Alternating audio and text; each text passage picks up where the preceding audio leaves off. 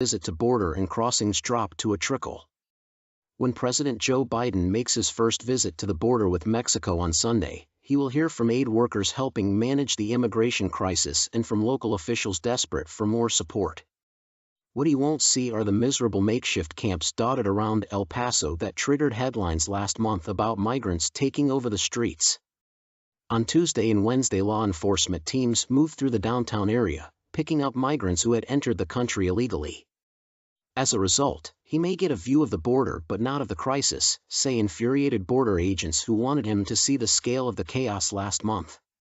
Title 42 border restrictions are a public health order that enabled U.S. authorities to turn back most migrants, including people seeking asylum from persecution. They were introduced during the pandemic and were set to expire on December 21, after several extensions. It was eventually left in place under Supreme Court orders.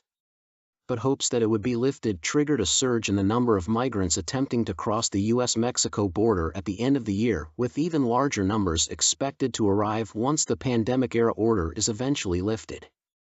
Many of those were repeat crossers because Title 42 carries no legal or criminal consequences.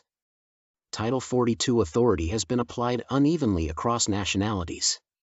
Mexico has agreed to take back migrants from Guatemala, Honduras, El Salvador and Mexico, and limited numbers from Cuba and Nicaragua. Title 42 is one of two major surviving Trump-era policies to deter asylum at the border.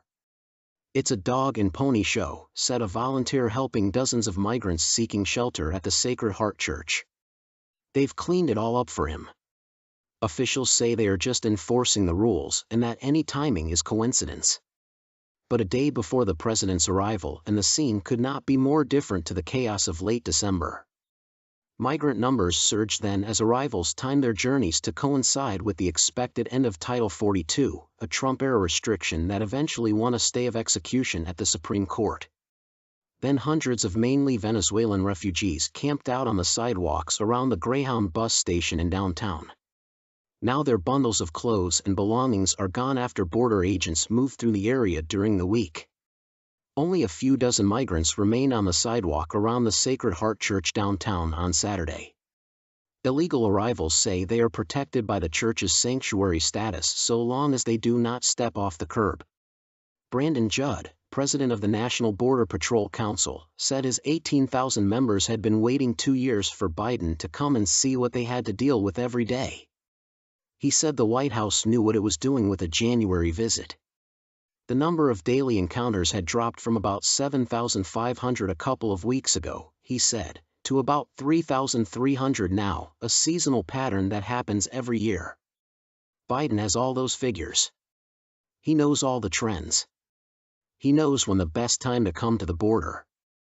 And he knows that the beginning of January is absolutely the best time, he said. His union issued an acerbic tweet when the visit was announced. El Paso being cleaned up as if nothing unusual ever happened there. Just in time for Biden's visit to the border, it said. We suggest just landing in Des Moines, Iowa and telling him it's El Paso. He'll never know the difference. Source: The Daily Mail.